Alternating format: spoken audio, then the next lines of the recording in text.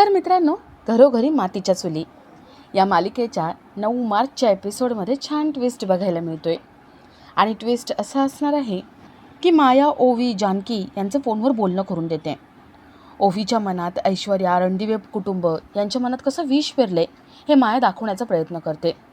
ओवी म्हणते, आई, माया मावशी बोलते ना, ते अगदी बरोबर आहे. ऐश्वर्या आंटी अजिबात चांगले नाही आहे. हे सगळं ऐश्वर्या आंटीने केलं होतं ना तुझ्यासोबत, मला माहिती आहे. तू खरं सांग. जानकीकडे पर्याय नसतो. जानकी म्हणते, हो, ऐश्वर्यानेच केले. माया ओवीकडून फोन घेते आणि बाजूला येते. माया म्हणते, जानकी, ही तर फक्त सुरुवात आहे गं. शेवट अजून लिहिलेला नाही आहे मी. तो शेवट लिहिला ना की तुझा पण शेवट होईल. जानकी रडत असते. जानकी रडत ऋषिकेश सौमित्र यांना बोलवून घेते आणि आत्ता काय झालं ते सगळं सांगते. सौमित्र म्हणतो, वहिनी, त्या मायाने ओवीला नेमकं कुठे ठेवलं ना याचा अंदाज यायला पाहिजे. जानकी आठवते आणि ती म्हणते, ओवी आत्ता माझ्याशी बोलत होती ना, त्यावेळेस मागे आरतीचा आवाज ऐकू येत होता. म्हणजे मंदिराच्या जवळपास कुठेतरी असणार आहे. तर इथे ऐश्वर्या बेलवर सुटलेली असते. सारंग तिला भेटायला येतो. ऐश्वर्या चांगली झाली आहे हे सारंगला पटलेलं असतं. ऐश्वर्या म्हणते, सारंग, काहीही काळजी करू नका, मी आहे. आता आपल्या ओवीला मायाच्या तावडीतून कसं सोडवायचं हे मी बघेन. आता हळूहळू का होईना पण घरातल्या सगळ्यांचा ज्या ऐश्वर्यावर विश्वास बसतोय. आता ऐश्वर्या घरातल्यांसोबत मिळून मायाला कसं एक्सपोज करते, मायाला कसं अटक करवते ते बघणंही तेवढंच इंटरेस्टिंग असणार आहे. तर ह्या सगळ्याची सुरुवात कशी होते ते थोडक्यात पाहू. तर मालिकेत आपल्याला असं बघायला मिळतं आहे की माया जानकीला म्हणते, जानकी, ओवी माझ्या तावडीत आहे. जर ओवीला सोडवावं, ओवी तुझ्याकडे यावी असं वाटत असेल ना, तर एक छोटंसं काम करायचं आहे. स्वतःच्या कानाखाली मारून घ्यायची. जानकी स्वतःच्या खूप कानाखाली मारून घेते. माया म्हणते, ते बस झालं, आता पुढचं. तू माझ्या दादाचं आयुष्य जे रंगीबिरंगी होतं ते बेरंग करून टाकलंस ना, म्हणून आता हा काळा रंग तोंडाला लाव, नाहीतर ओवीचं मी काय करेन बघ.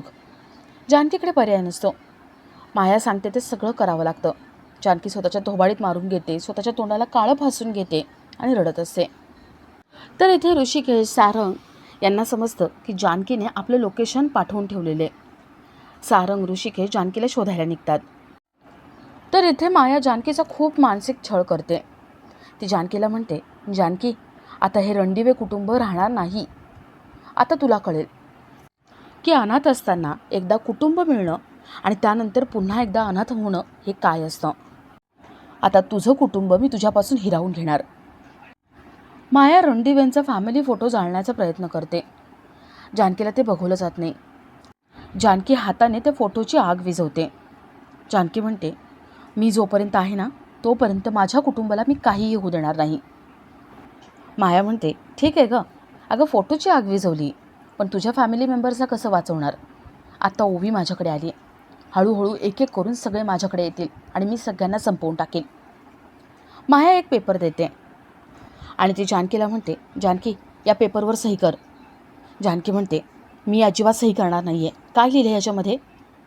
माया म्हणते, जानकी, यात काही नाही लिहिलेलं. यात लिहिलं आहे की मायाला मी मदत करणार आहे. रणदिवे कुटुंबाला उद्ध्वस्त करायचे, बर्बाद करायचे, रस्त्यावर आणायचे आणि त्यासाठी मायासोबत जानकी आहे. कर सही, आणि जर सही नाही केली तर ओवीला मी मारून टाकेन. जानकी त्या पेपरवर सही करते.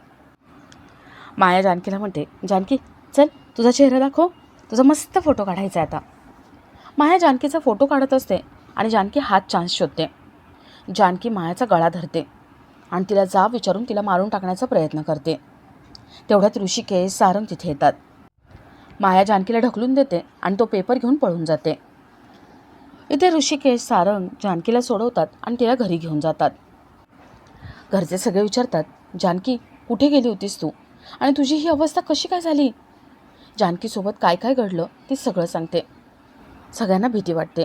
माया जर जानकीसोबत हे करू शकते तर ती पुढे काहीही करू शकते अशी त्यांना भीती वाटते. आणि आपला आजचा हा भाग इथेच संपतो.